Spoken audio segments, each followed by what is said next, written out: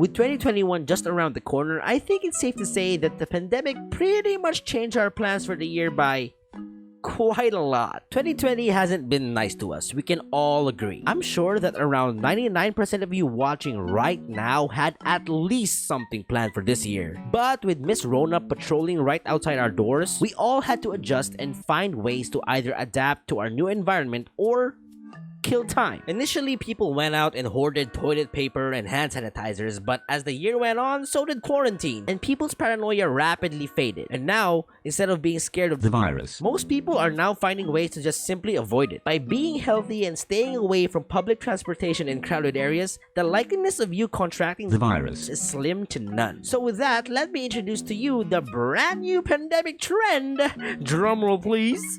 No. Okay, the bicycle. Yeah, it's a bike. What did you expect? A time machine? Get back inside, Margaret. And where's your mask? Shoo, go, go, go. If you haven't heard or even noticed, everyone around the world started getting bikes either because it's the safest and healthiest way to travel now, or it's simply trending, and them kids love their trends, as I say. How do you do, fellow kids? So basically, high chances are 4 out of your 5 friends probably own a bike now. And that includes me. Yeah, I own a bike now. Technically, it's not my bike, although I did pay for it, and I also picked it out, and its color, and its specs, and I paid for it. You know what, come to think of it, I think I should start calling this my bike. Nah, but jokes aside, owning a bike in this trying time sounds like a good idea, right? Besides getting accidentally run over by a truck, the open air, leg workout, cardio, rides with friends, and the complete absence of crowds makes cycling a clear no-brainer as an activity during and well after the pandemic. So now, having my own bike, everything's up and swell, ain't it, as you could say?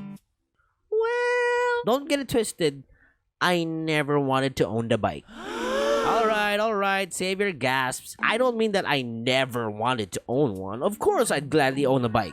Just not right now. So, Beanie, if you didn't want to own a bike now, why did you buy one? Ah, a very observant question there, random stranger. Can I go home now? No! Yes, although I bought it using my own money and handpicked the parts, the idea of getting a bike wasn't mine at all. You can thank my dad for that. In fact, it never even crossed my mind. I just woke up one day to a text message from my dad saying, let's buy a bike. Which, seeing the position I'm in right now, I'd say should have said, hey, bikes are cool now. Buy one. Lol. Weirdest part about all this too is that his interest in cycling and bikes came out of nowhere. Well, okay, that's not true. My brother kinda introduced him the benefits of cycling, but that's about it. But his sudden interest in a random hobby isn't off-brand for my dad at all. Because you see, my dad does this thing where almost every month he picks up a random hobby and completely revolves his life around it until he finds a new interest. And especially now with the pandemic going on, finding a random pastime has been a hell of a journey for my dad. From fishing to painting fishes, he's been all over the map. And that's not a bad thing, for the most part. Having multiple hobbies that keep you entertained and mentally happy is a great thing. Now, I wouldn't complain about buying the bike if I didn't come home to see that he already owned 6 of them. We have 7 bikes, and there's only 5 of us living in the house. I can't.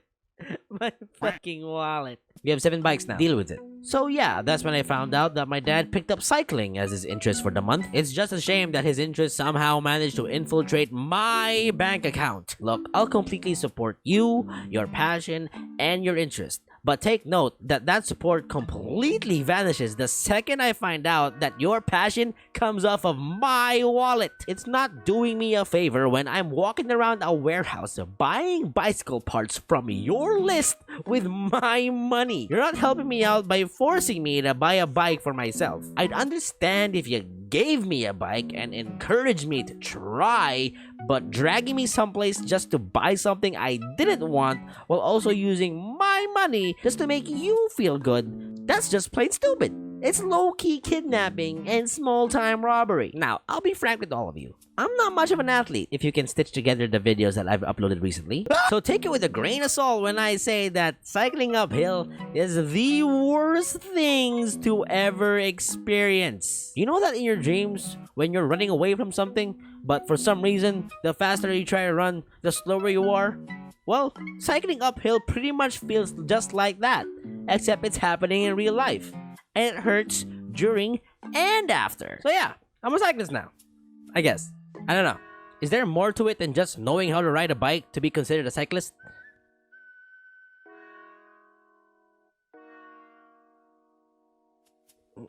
Apparently, yeah. But overall, I'm actually enjoying my time with the bike. Last time I rode one, I was probably around 14, so it was nice recapturing that feeling again. So all in all, do what you want to do. If you want to buy a bike, go for it. If you don't want to buy a bike, but you're being forced to do so, I don't know. It's never too late to ride a bike again.